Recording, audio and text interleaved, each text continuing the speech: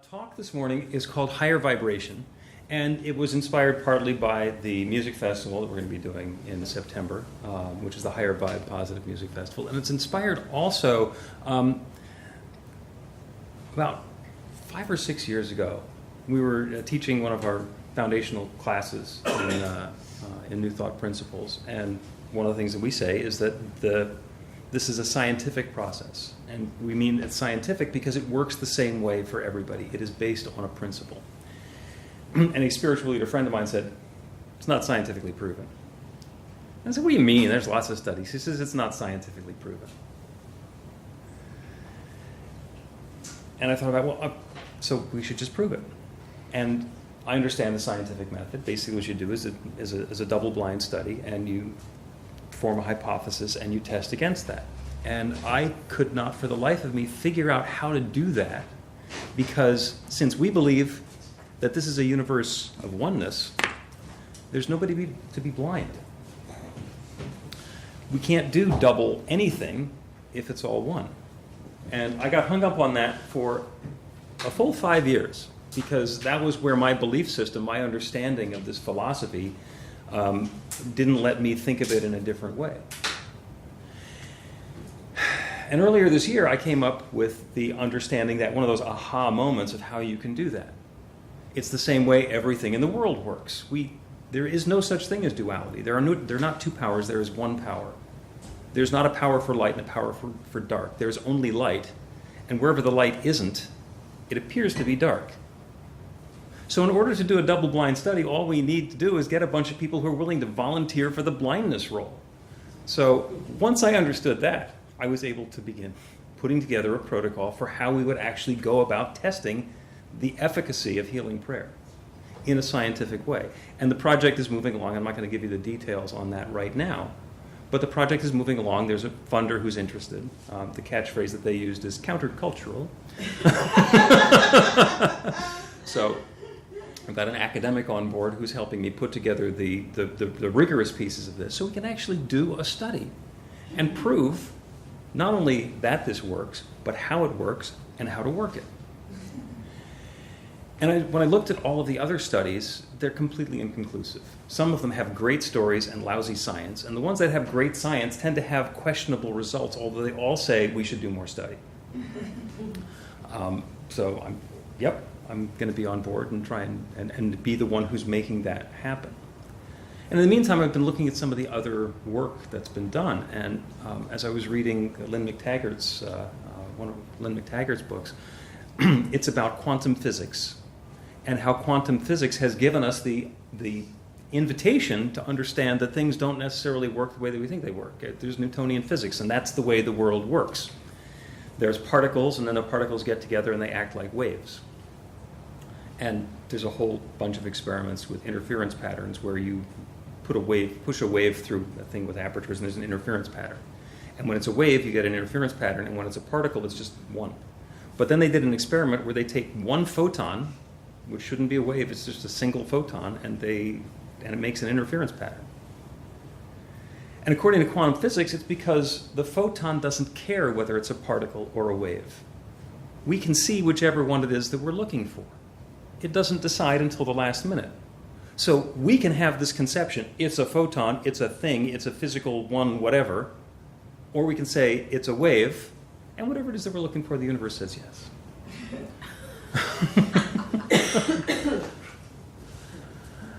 It's really hard to get our hands wrapped around that. But in so many cases, it's about how we're looking at things.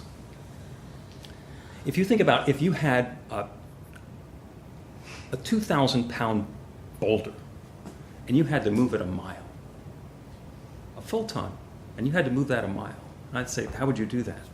You'd probably be thinking about levers and trucks and how many people it would take to lift it and stuff, and the answer, an easy one, is just push it off the top of a mile-long hill. We get the idea that we need to struggle through it, that it's going to be something hard or difficult, or it has to be the way that we were thinking of it. How do I solve that problem? How do I lift that same boulder up the hill? Well, Reverend Dave and I spent some time rock climbing and hiking. And one of the things that I've noticed is when you hike up a mountain, the rocks that slide down, they never slide back up. The system is rigged so it's really easy to slide them down. So if we're trying to push them up, maybe what we need to do is reassess what our motivation, intention, and desire is. Do I need to have that rock at the top of the hill? Well, if I'm going to build a nice stone cottage at the top of the hill, then maybe I do.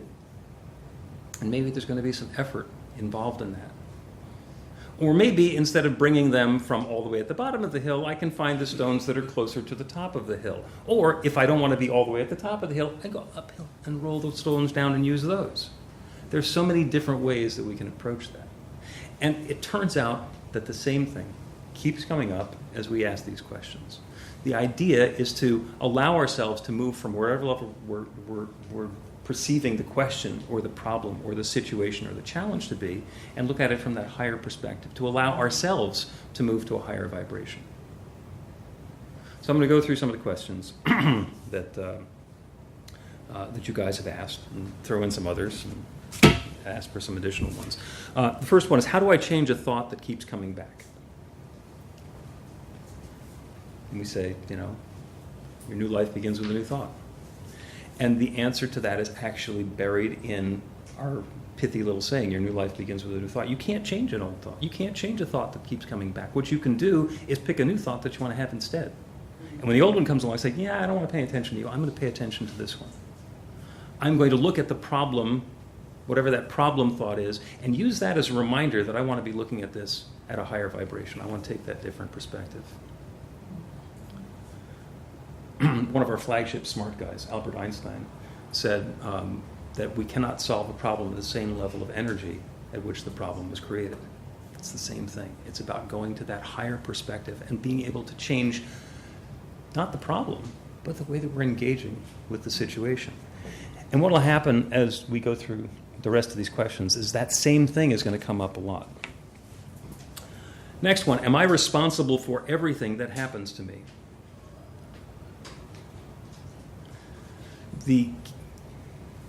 Everything happens to me. Yep. Am I? Yes. The key word there is responsible. And the answer is no, you're not responsible. You're simply a participant. You are involved. You are intimately involved in everything that happens to you. You have the ability to change the way that things are happening to you, but it's not like you're to blame. You're not being called into court and some invisible judge is waving a gavel and saying, you must have this experience because of something that you did in the past. Now, that said, there's nobody else who's responsible for what's happening to you. If you think somebody else is responsible for what's happening to you, then you believe yourself to be a victim. And what do we know about victims?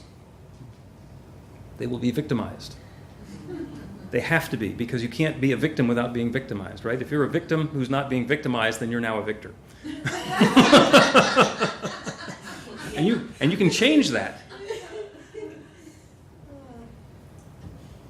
Are you in control of everything that happens to you? No. But you're always at choice. The situation might be the situation as it is. You may have a 1-ton rock that needs to be moved. And you may not understand how you'd be able to move it. And you may be responsible for the fact that that rock is right where it is and the fact that you want it to be someplace else. But there are lots of different ways that we can engage with that. Does the rock really need to be moved? Maybe it's okay where it is. Am I the one who has to move this? Do I have to move it by myself? Does it need to be moved right now? What are the other ways that I can look at that situation and understand that if, in fact, that rock must move, then with the same energy that says it has to be moved, there is a power that can move it. That's where prayer comes in. Because you never know where the good is going to be showing up in your life. The assumption that we know how it's going to work, that we're going to have to pick it up ourselves and move it by the 15th, because that's when the lease on the new rock spot opens up or whatever. The assumption that we need to do it in a particular way is so many times where we get tripped up.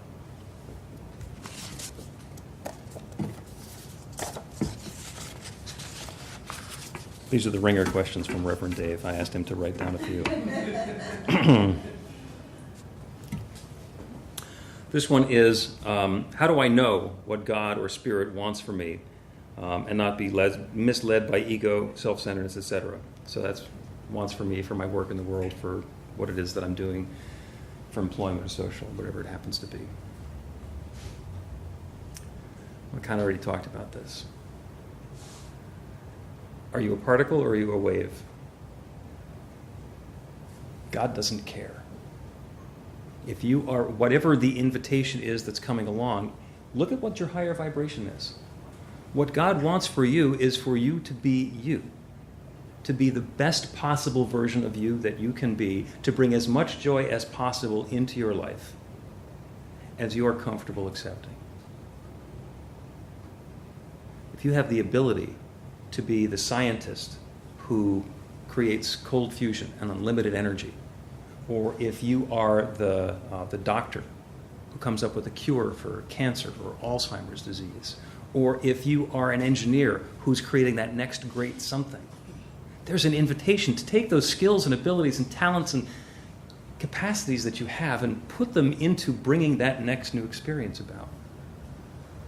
And if you have those same skills and talents and abilities and you decide that you just want to sell hot dogs at the beach, God says yes. You can do whatever you want. God doesn't have a horse in the race. The universe is going to continue existing however it's going to exist. Now, you might feel differently about it. And that's the way that you can find out whether it's your ego or whether it's spirit. Because if you get an idea and you sit with it and you say no to it and you push it away, say maybe that's not it, and you open yourself up to whatever the next one is, you go into meditation, you go into the quiet, you let your ego, your monkey mind, the old thoughts, quiet down. Maybe you have to tell them to be quiet. Maybe you have to dismiss the committee in your head. And what happens is, when you open yourself up to a new idea, if that idea keeps on coming back, then that's spirit. And it's not spirit telling you what spirit wants for you. It's spirit confirming for you what's okay for your spirit, for the truth of who you are. Have the relationship, have the solitude, have the work, have the leisure. Spirit is going to say yes to all of it.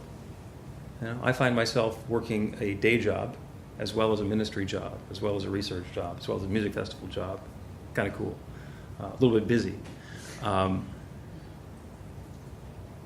the reason that I'm doing all of them is because I am getting something, I'm adding some riches to my life in all of them. And somebody says, well, what if you had to choose? I don't. At this particular time, I don't have to choose. I can do 2 full-time jobs and 2 part-time jobs.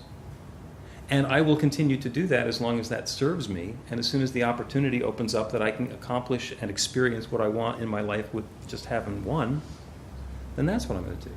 And that's okay too.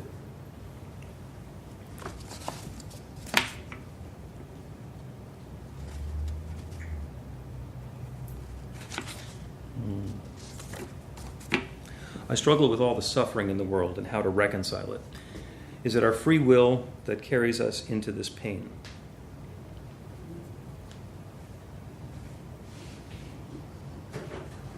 This is a spiritual term that I have brought up previously. It is the word Sukkoth.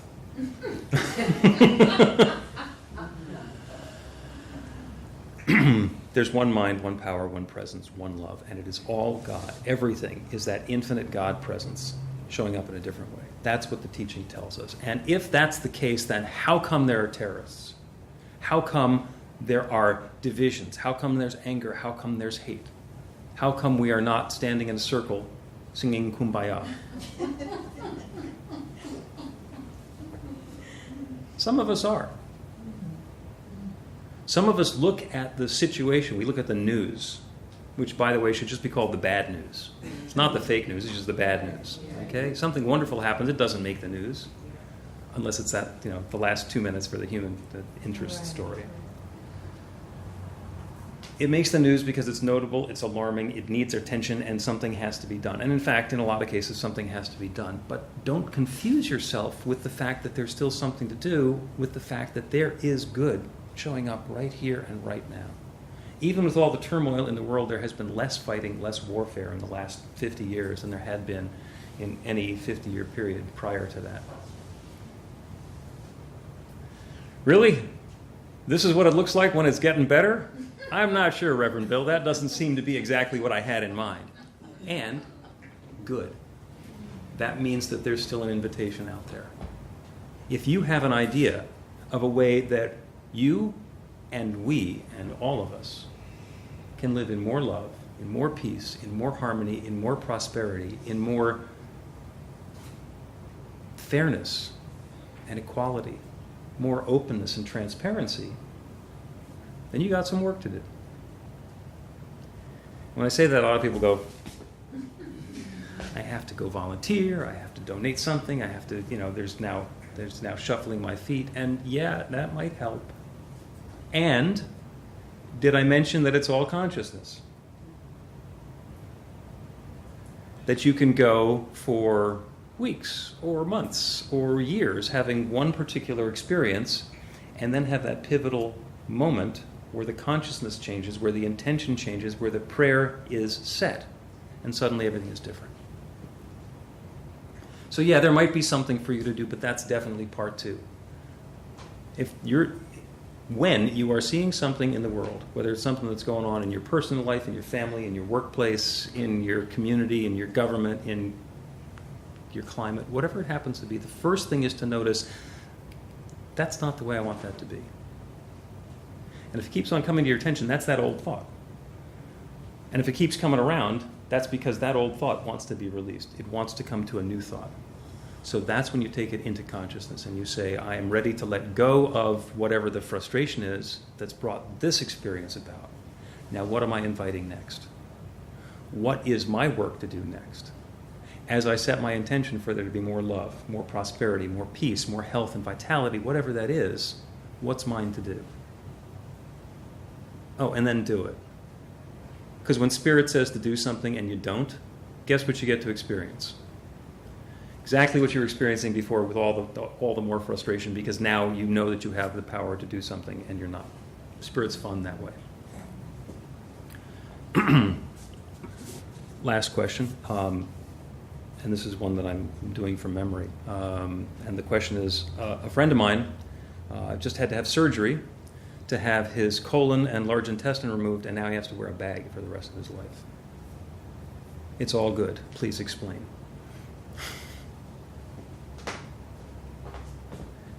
And you can look at any of that and say, that's bad. That's terrible. That's awful. How sad. How traumatic. How disruptive of life. And this is actually my friend John. He was scheduled to go in for the surgery on the 8th of August. But at the end of July, he went into the emergency room because of the illness that was causing him to have that surgery. And it was a really critical time in the emergency room. According to his wife, we were afraid we were going to lose him. So that whole scenario that I gave you at the beginning in the question was actually the second worst thing that could happen. But there were only two things that could happen at that point. One being that he could die from it, and the other is that there's an opportunity for there to be a renewed experience of life, by the way, without the disease, with a different situation without the disease. When we're looking at it, we say, I see the problem, I know how I want it to be, and it's got to be the way that I want it to be. Then we get all wrapped up in our ego attachment to how we think it ought to be. And we step back and we say, what do I really want to have here? Health, vitality, comfort, love, opportunity, prosperity. When we're looking at the big picture, when we raise to that higher vibration, we allow the situation to come together in a different way. You can do that for the big questions, whatever the big things in your life are. And you can do them with all of the little things in your life as well.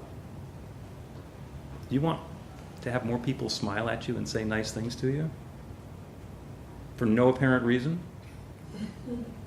Set the intention to have more people smile at you and say nice things to you. And then let go of anything that Spirit tells you might have been preventing them from doing that in the past, like not talking to people or snarling. And whatever it is that you thought could happen, however you thought it might be able to change, you will be awestruck by how much faster it actually does. The gift is there for the taking. The universe has everything. The universe is everything. The universe says yes to all of these positive life-affirming affirmations. You say particle, you say wave, the universe says yes. And that's on a subatomic level. When you start putting the pieces together, it works even bigger. So make those higher vibration decisions for yourself. Make those invitations. Create something great in your life because you deserve it. You are a bright light of love. And I love you. So it is. Thank you. So it is.